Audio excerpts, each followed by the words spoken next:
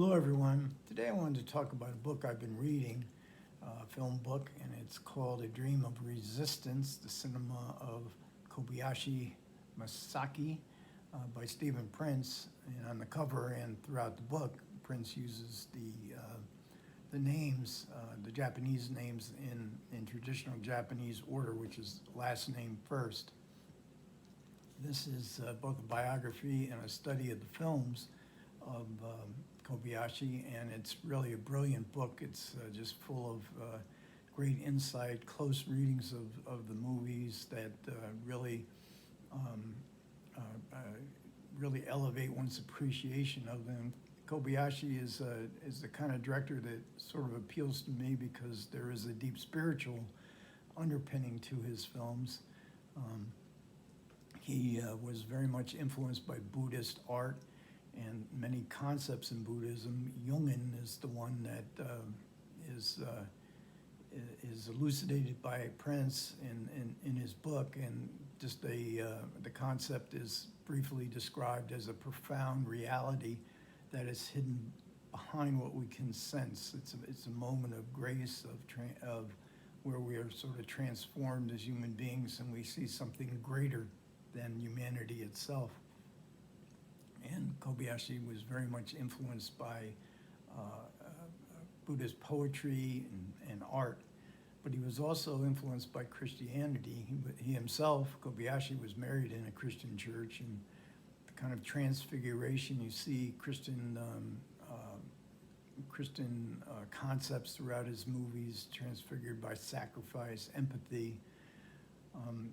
So Kobayashi's vision is a very human vision, and of course it was shaped by his experiences during World War II. He was conscripted, sent to Manchuria, similar to the situation of the main character in The Human Condition, and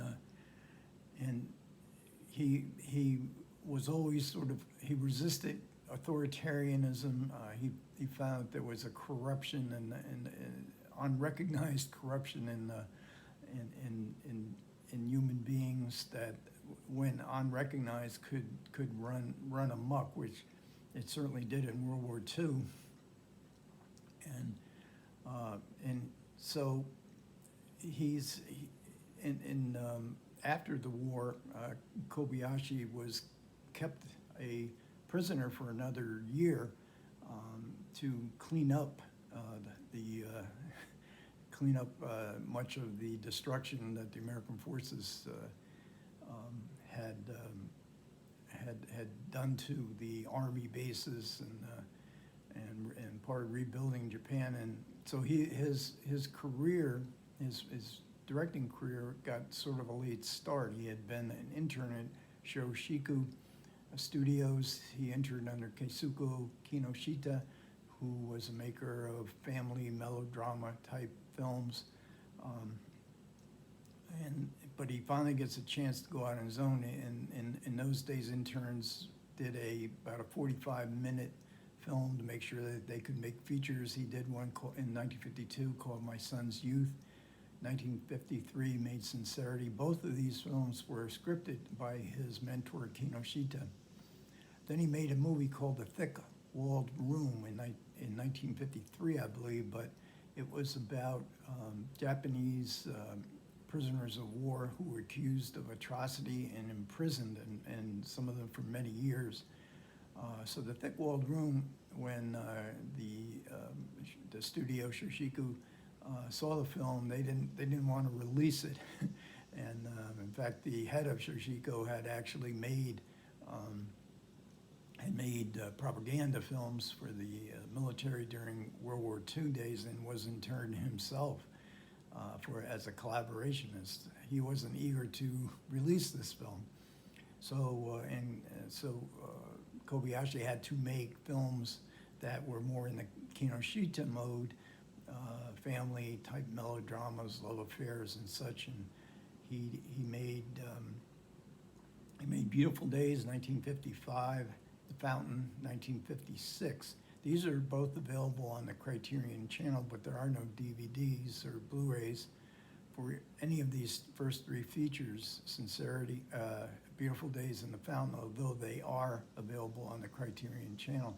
But he made 2 others, so he actually had to make like 4 movies after the studio was disappointed with the thick-walled room. But then attitudes towards the low-level Japanese soldiers who had been accused and imprisoned because of the atrocities they committed, they did release The Thick-Walled Room in 1956. That's on a Criterion DVD Eclipse set, along with I Will Buy You from 56, Black River 57, and The Inheritance 62, which came after that film, came after The Human Condition. These are all more Kobayashi movies and the kind of critique of society, the critique of the war, critique of the militaristic regime that ruled Japan before the war, a critique of the Japanese concept of masculinity. And then, of course, he made The Human Condition, and this, as I said recently, this came out recently on Criterion as a Blu-ray upgrade.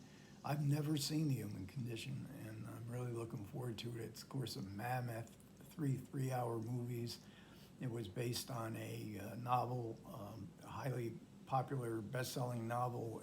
I think it was in 6 parts, and Kobayashi read the first part, and because of the similarities of his experience with the protagonist in The Human Condition, having been conscripted, not eager to go to war, but then having to actually do what he was told during the war, and also that he was sent to Manchuria, where The Human Condition is, much of that is set. And then he made The Inheritance, which I've already mentioned, and then also in 1962, Harikiri, also a Criterion Blu-ray release. And then he made Kwaidan, 1964, Kwaidan being a ghost stories. And then there's another film he made in 67, the Samurai Rebellion, and this is also available on Criterion DVD. It's also available on the channel, as are all the movies that I have mentioned. They're all available on the Criterion channel. I had thought to just do those 3 Blu-rays because I don't own the DVD of the 4 film Eclipse set or Samurai Rebellion, but they're all on the channel. So I'm going to do those.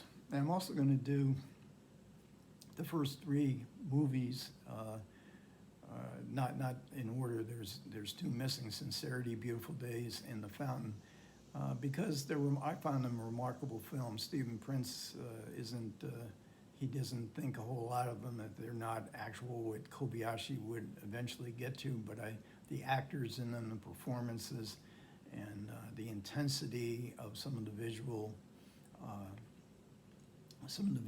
style of Kobayashi, I think, is really interesting. And I know there won't be much interest in this particular project until we get to the Criterion Blu-rays, I suspect. But nevertheless, I feel an urge to do it. I found, as with Frank Borzage, I found an almost instantaneous type of connection with Kobayashi. So I'll be starting it'll take me a long time to get through all these movies, but I've already seen, like I said, I've already seen 4. I've already filmed a video which on Sincerity, his first feature film, and I'm eager to get to some of the rest of them as well. And I'll be following fairly closely some of the ideas that are presented by Stephen Prince's fantastic book of Kobayashi and his films. Okay, that'll about wrap this one up. Thanks a lot for everybody who listened. As always, I appreciate it, and I'll catch you next time.